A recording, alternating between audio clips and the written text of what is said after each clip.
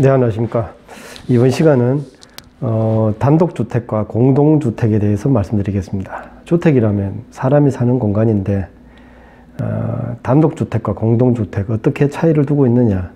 막연하게 우리가 생각하기를 단독주택이라면 한 채의 집, 마당도 있고 벽이 있는 그런 집이 아닐까 이렇게 생각을 하시는 것 같고, 공동주택이라면 아파트 같은 형태, 그런 것이 공동주택이 아닌가 이렇게 하는데, 그러면 뭐 여러 세대가, 아파트는 아니지만 아파트처럼 한 동의 건물에 모여 살고 있다. 그러면 저것은 단독주택일까 공동주택일까?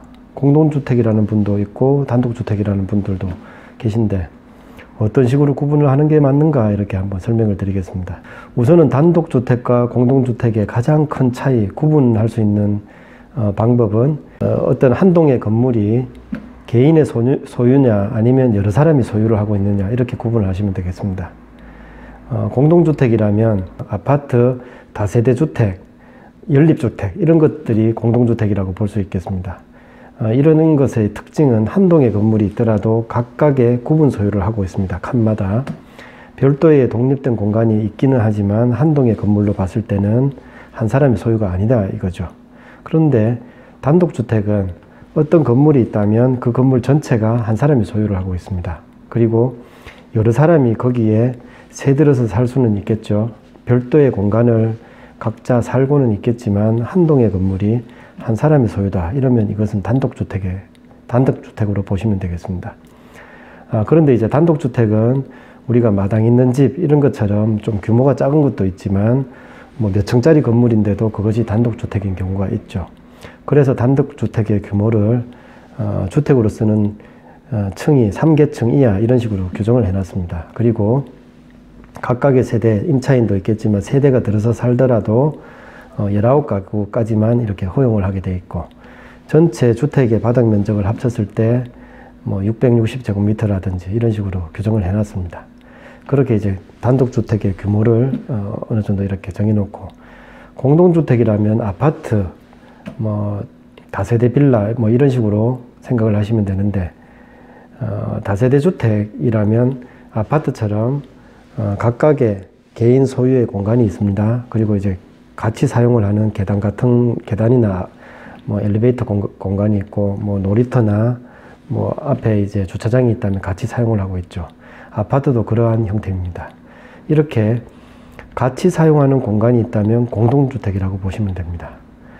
단독주택은 한 사람의 소유 건물, 공동주택은 각각의 소유가 있지만 공동으로 사용하는 공간이 있다. 이렇게 보시면 됩니다. 단독주택의 형태는 우리가 예전부터 생각을 하던 마당이 있는 집 이렇게 생각을 할 수도 있지만, 다가구 주택도 그렇게 단독주택이 되겠습니다. 다가구 주택은 가구 수가 여러 개라면 소유자는 한 사람 소유고 각각의 여러 세대가 있다는 얘기죠. 각각의 가구가 뭐 새들어 살든지 그렇게 된다면 이것은 단독주택이 되겠습니다. 상가가 일부 들어가 있다면 상가주택, 이것도 다가구 주택으로서 단독주택에 들어가겠습니다. 그리고 각각의 세대는 19가구 밑으로, 그리고 3계층 이하, 만약에 필로티가 있다고 그러면 필로티까지 합쳐서 4계층까지 될 수가 있겠죠. 이런 식으로 규정을 해놨습니다. 그 외에 다중주택도 있겠습니다. 다중주택은 별도의 생활 공간이 각각의 세대가 있기는 하지만 한 사람의 소유로 되어 있고, 그리고 별도의 취사시설을 못하도록 만들어 놓은 그런 주거 공간이 되겠습니다. 그런 것을 다중주택이라고 그러고, 다중주택도 한 사람의 소유니까 단독주택이라고 보시면 되겠습니다. 그리고 분류하자면 공간이 있습니다. 공적인 용무로 이렇게 사용할 수 있는 집을 갖다가 공간이라고 그러는데, 그런 것도 이제 단독주택에 들어가겠죠.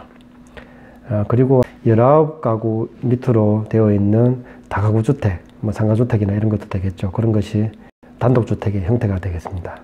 그래서 마당 있는 집 단독주택, 그리고 다가구 주택, 다중주택, 그리고 공간, 이렇게 단독주택을 분류를 할 수가 있겠습니다. 그리고 공동주택이라면 우리가 흔히 알고 있는 아파트, 그리고 다세대 주택은 작은 아파트라고 보시면 되겠죠. 뭐 한두 동의 건물로 되어 있는데 각각의 그 독립된 칸을 가지고 있고, 뭐 계단이나 뭐 엘리베이터 같은 거 같이 쓰고 있고, 그 다세대 주택, 그리고 연립주택이 되겠죠. 연립주택은 아파트보다는 규모가 작고 4층 밑으로 짓는다든지, 그리고 뭐 전체 동의 건물 크기는 660을 넘어도 되는데 4계층 이하니까 아파트보다는 층수가 낮게 되겠습니다. 다세대 주택은 4계층인 것 같은데 그 면적은 660제곱미터 밑으로 되어 있습니다.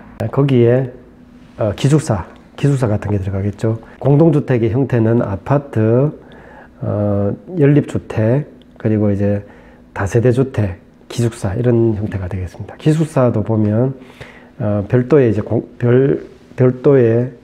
각각 세대가 쓸 수 있는 공간은 있지만 공동으로 사용해야 되는 뭐 공동 취사시설이라든지 공동의 거실이라든지 그런 것이 있겠습니다.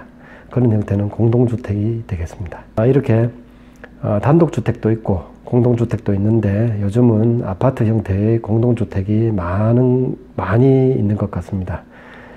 토지의 이용 측면에, 이용 효율 측면으로 봐서는 공동주택이 나은데, 앞으로 이제 인구가 뭐 좀 이렇게 줄어든다는 얘기도 있고 하니까 단독주택 형태의 집이 조금 더 이렇게 많아져서 대물림을 하고 그런 것을 이렇게 계속 이렇게 50년, 100년 이렇게 고쳐가면서 사용을 할 수 있다면 훨씬 제 개인적인 견해로는 나은 이 대한민국이 되지 않을까 생각을 해봅니다.